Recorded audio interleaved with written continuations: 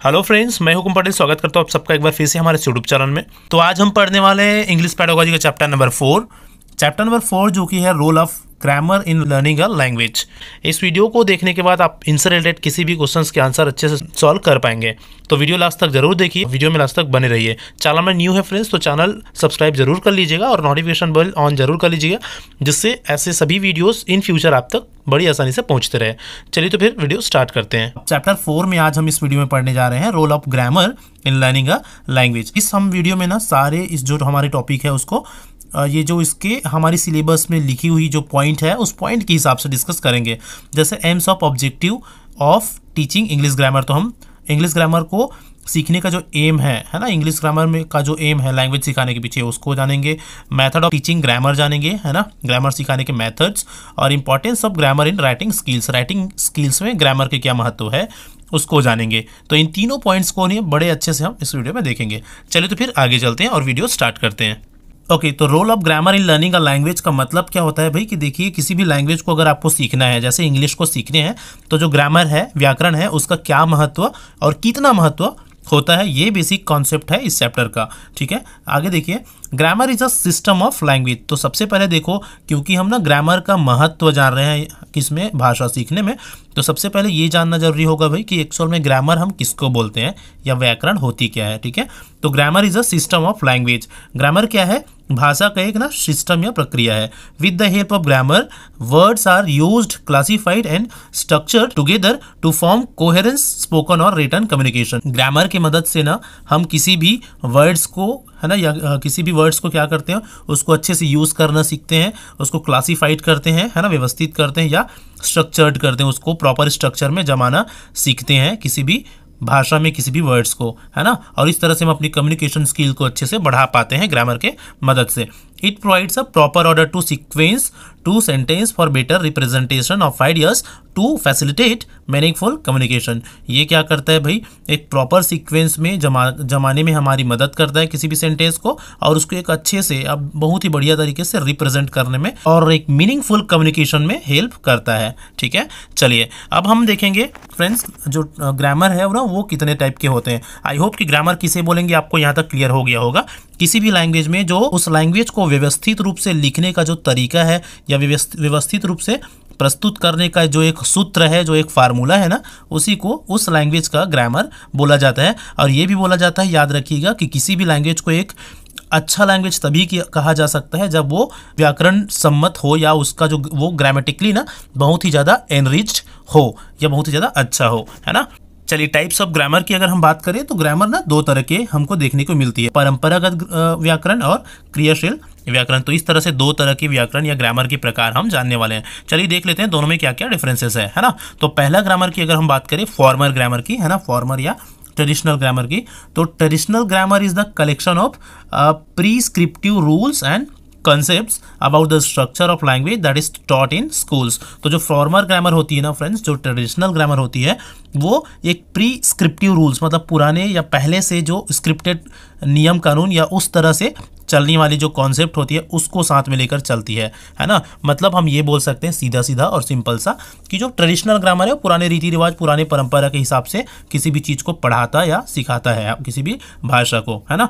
It is also known as old and theoretical grammar. इसको ना पुराने या थियोरेटिकल ग्रामर के नाम से भी जानते हैं, किस ग्रामर को, फॉर्मल या ट्रेडिशनल ग्रामर को। क्लियर है। अगला पॉइंट है promote memorisation of grammatical rules. ये किस चीज़ को प्रमोट करता है, ग्रामेटिकल या ग्रामर के जो नियम कानून है ना उसको याद करने में या मेमोराइज करने में। क्लियर। अगला पॉइंट है इसमें, it ignores the behavioural side of the language. ये किसी भी भाषा का जो व्यवहारिक पक्ष होती है ना उसको क्या करता है, इग्नोर करता है। मतलब मुख्य रूप से ये किस चीज़ में ध्यान देता है, किसी भी चीज़ को रटना, याद करना या पुरानी रीति रिवाज परंपरा को पालन करने में। ठीक है, आगे हम चलेंगे, नेक्स्ट ग्रामर को देखेंगे, फंक्शनल ग्रामर, है ना। फंक्शनल ग्रामर क्या है देख लीजिए। Are not required to memorize the rules and definition given in grammar. इस तरह के जो ग्रामर में ना किसी भी चीज़ को आपको मेमोराइज या याद करने, रटने, इन सब चीज़ों की ज़रूरत नहीं होती है ना। The teaching of functional grammar is practical and not theoretical. जो फंक्शनल ग्रामर की जो टीचिंग होती है ना वो कैसा होती है, प्रैक्टिकल होता है, प्रैक्टिकल नॉलेज के बेस्ड में होता है। थियोरिटिकल नहीं होता, ठीक है, व्यवहारिक होता है। पहला ग्रामर है ट्रेडिशनल, परंपरागत, और ये है फंक्शनल, मतलब आधुनिक तरह के जो सीखने के तरीके होते हैं उसमें जो ग्रामर यूज होता है वो फंक्शनल ग्रामर कहलाते हैं। क्लियर है। आगे हम चलेंगे, हमारा जो नेक्स्ट पॉइंट है हमारे सिलेबस में, AIIMS and objective of teaching English grammar. English grammar को पढ़ाने के मुख्य उद्देश्य क्या हो सकते हैं ना, मुख्य उद्देश्य उसके क्या हो सकते हैं इंग्लिश ग्रामर को पढ़ाने का। तो देखिए पॉइंट वाइज हम इसको देख लेते हैं एक बार अच्छे से। It helps to use the language efficiency. जो ग्रामर होती है वो क्या करता है, भाषा को प्रभावपूर्ण तरीके से इस्तेमाल करने में सहायक होती है ना। तो हम बेसिकली क्या देख रहे हैं, लैंग्वेज में ग्रामर यूज करने का हमारा क्या एम है या क्या उद्देश्य है ना, ग्रामर को यूज करने का। तो वही प्रभावपूर्ण ढंग से किसी भी भाषा को सीखने में मददगार है, ठीक है। सेकंड है knowledge of the underlying rules of grammar is provided. तो ग्रामर से रिलेटेड जितने भी रूल्स एंड रेगुलेशंस है उसको प्रोवाइड कराया जाता है भाषा में ग्रामर को यूज कर, ठीक है। थर्ड हम देखेंगे to develop in students an understanding of the structure of English language. English language में अगर हम ग्रामर बता रहे हैं तो उसका महत्वपूर्ण उद्देश्य क्या होगा कि भाषा का जो स्ट्रक्चर है ना, भाषा की जो बनावट है उसको अच्छे से समझ पाने में या उसको अच्छे से बना पाने की जो समझ है बच्चों में वो विकसित कर पाना, ठीक है, मतलब समझ विकसित कर पाना किसी भी भाषा के स्ट्रक्चर का, वो एक उद्देश्य हो गया लैंग्वेज यूज करने का। चौथा अगर हम देखें to enable learners to express their ideas logically and correctly in speech and writing. किसी भी तरह की भाषण या किसी भी तरह की जो कुछ बोल रहे हैं उसमें या लिखावट में अपनी जो विचार है उसको तर्क संगत व सही तरीके से प्रस्तुत कर पाने के काबिल बनाना एक प्रमुख उद्देश्य है किसी भी लैंग्वेज में या इंग्लिश लैंग्वेज में भाषा सिखाने का, ठीक है। अगर हम पांचवी पॉइंट की बात करें तो पांचवा उद्देश्य है हमारा ग्रामर सिखाने का इंग्लिश भाषा में, to teach grammar as a rule governed behaviour and not as mere rote learning. बच्चों को रटना नहीं बल्कि व्यवहार में लाने पर जोर देना एक महत्वपूर्ण उद्देश्य है इंग्लिश में ग्रामर सिखाने का, ठीक है। बच्चों को रट के नहीं बल्कि उसको व्यवहार में लाकर क्या कराया जाए, उस लैंग्वेज को सिखाया जाए। तो ग्रामर के रूल्स या ग्रामर का यूज़ करके हम उसको बच्चों को अच्छे से ये चीज़ सिखा सकते हैं। आगे है to develop the mental abilities of reasoning and correct observation. बच्चों में मेंटल एबिलिटीज़ को विकसित करना और ऑब्जर्वेशन क्वालिटीज़ बच्चों में बढ़ाना भी एक महत्वपूर्ण उद्देश्य है ग्रामर का। देखिए हालांकि ऐसा बोला जाता है कि जब भी कोई भी लैंग्वेज सीखना हो तो हमको ग्रामर की यूज़ नहीं पड़ती, लेकिन उस लैंग्वेज को बहुत ही ज़्यादा तर्कसंगत और सटीक और शुद्ध रूप से प्रेजेंट करना सीखने के लिए ग्रामर का यूज़ ज़रूरी होता है। देखिए मैं बता दूँ आपको, ग्रामर को किसी भी लैंग्वेज को बोलना और उसमें एक अपन बोल सकते हैं शुद्धिकरण का लाना या प्योर रूप से प्रेजेंट करना, दोनों में अंतर है ना। प्योर प्रेजेंटेशन के लिए या बहुत ही प्रामाणिक या ऑथेंटिक प्रेजेंटेशन के लिए किसी भी लैंग्वेज में ग्रामेटिकल नॉलेज का होना जरूरी होता है, ठीक है। तो ये यूज़ है ग्रामर का। आगे हम चलेंगे to enable the students to assimilate the correct patterns of the language. भाषा के सही पैटर्न को बच्चों को सिखाना एक महत्वपूर्ण उद्देश्य है ग्रामर पढ़ाने का इंग्लिश में। आठवां है to develop scientific attitude towards language. Language के प्रति वैज्ञानिक दृष्टिकोण को विकसित करना।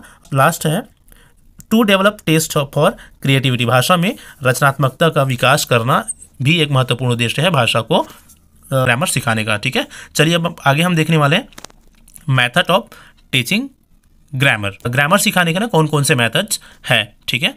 चलिए देखते हैं। ग्रामर सिखाने के ना 4 अलग अलग मेथड्स की हम डिस्कस करेंगे यहाँ पर, ठीक है। कौन कौन सा 4 अलग अलग मेथड्स देखिए। पहला हम देखेंगे ट्रेडिशनल मेथड को, सेकंड हम देखेंगे इनफॉर्मल मेथड, फिर हम देखेंगे इंडक्टिव डिडक्टिव मेथड और हम देखेंगे उसके बाद इंसिडेंटल मेथड, ठीक है। चलिए सभी को एक एक करके जान लेते हैं। फ्रेंड वीडियो में लास्ट तक जरूर बनी रहिए और इस पूरे टॉपिक को ना अच्छे से समझ लीजिए। इस टॉपिक से ना बहुत सारे क्वेश्चंस आपको इंग्लिश पेडागोजी में अलग अलग एग्जाम्स में देखने को मिल सकते हैं। सिर्फ आप अभी आने वाले एग्जाम्स नहीं बल्कि इन फ्यूचर जब भी आप किसी भी तरह के एग्जाम्स दिलाएंगे है ना, CTT एग्जाम हो गए या कोई भी एग्जाम, उसमें आपके लिए यूजफुल होगा, ठीक है। चलिए तो method of teaching grammar, grammar सिखाने के अलग अलग तरीका। पहला तरीका होगा ट्रेडिशनल मेथड, ठीक है। तो in this method grammatical items are taught with the help of the grammar book which contain definitions, rule, examples and exercises. तो वही पुराना पारंपरिक तरीका वाला मेथड जिसमें ग्रामर, रूल, एग्जांपल्स ये सारी चीज़ें पढ़ाया जाता है और इन सब के द्वारा बुक को पढ़ाया जाता है, ठीक है। तो ये परंपरागत तरीका हो गया, इसको हम क्या बोलेंगे, ट्रेडिशनल मेथड। ग्रामर सिखाने का, ग्रामर पढ़ाने का traditional method.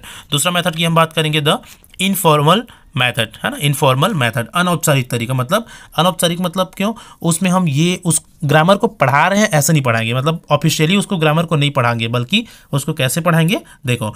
This method employs teaching of grammar not by rules but by uses. Grammar को रूल्स या नियम कानून के द्वारा नहीं बल्कि यूज के द्वारा सिखाना। By continuous practice of using words while speaking, reading, writing, grammar can be taught and therefore we learn by students. This is done with teaching of textbook or detailed translation of the textbook is carried on. मतलब ये वाला जो तरीका है ना grammar सिखाने का, उसमें हम बच्चों को ग्रामर यूज़ के जरिए सिखाते हैं, या जैसे उनको बुलवा कर उनमें उनको कोई लिखने का काम देकर, है ना, या पढ़ने को बोलकर, इस तरह से जब भी कोई भी बुक या टेक्स्ट बुक पढ़ाया जाता है, कोई भी चैप्टर को पढ़ाया जाता है, तो उस चैप्टर में ग्रामर के जो यूज़ हुए रहते हैं उस व्यवहारिक रूप से उस ग्रामर को यूज़ को बच्चों उस ग्रामर के यूज़ से बच्चों को परिचित कराकर ये वाला मेथड में ग्रामर सिखाया जाता है। इस मेथड को क्या बोलेंगे, अनौपचारिक या इनफॉर्मल मेथड। इसमें बच्चों को चलिए ग्रामर पढ़ा रहे हैं ऐसा नहीं वो कराया जाता, बल्कि बीच बीच में जहाँ पर भी जो भी ग्रामर का यूज़ हुआ है उससे उनको रूबरू करा दिया जाता है। ठीक है, चलिए आई होप कि ये दोनों आपको समझ में आया होगा। थर्ड वे हम देखेंगे ग्रामर सिखाने का इंडक्टिव डिडक्टिव मेथड। ये भी इंपॉर्टेंट मेथड है। इंडक्टिव डिडक्टिव मेथड आप ऑलरेडी जान रहे होंगे, है ना। इंडक्टिव मेथड को हिंदी में आगमन विधि बोलते हैं, है ना। इसमें क्या होता है, the inductive method of teaching grammar involves presenting several examples that illustrate a specific concepts, है ना। इसमें किया जाता है, एग्जांपल्स को क्या किया जाता है, इलस्ट्रेट किया जाता है या बच्चों को पहले बताया जाता है और उसके बाद कोई भी स्पेसिफिक कॉन्सेप्ट तक बच्चों को ले जाया जाता है।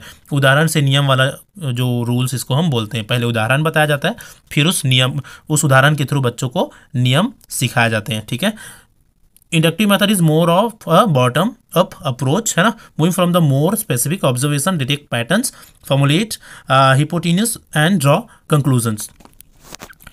चलो, तो ये तो हो गया उदाहरण से नियम वाला तरीका, है ना। आगे हम देखेंगे डिडक्टिव मेथड। डिडक्टिव मेथड क्या होती है, नियम से उदाहरण, पहले नियम बताए जाते हैं, उसके बाद कोई भी उदाहरण के द्वारा उस नियम को प्रूव किया जाता है।